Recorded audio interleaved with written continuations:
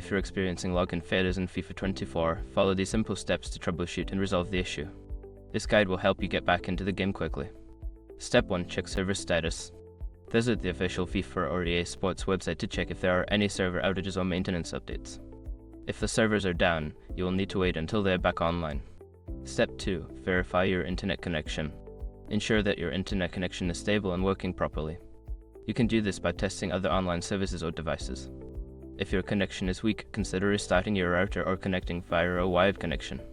Step 3. Update the game. Make sure that FIFA 24 is updated to the latest version.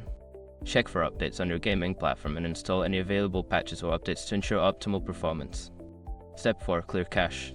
If you're playing on a console or PC, clearing the cache can help resolve login issues. For consoles, this usually involves turning off the device, unplugging it for a few minutes, and then restarting. For PC, you can clear the cache through the game settings or by deleting temporary files. Step 5. Reset password.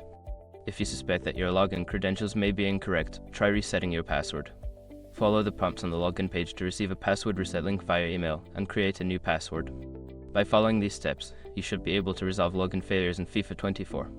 If problems persist, consider reaching out to EA Sports support for further assistance.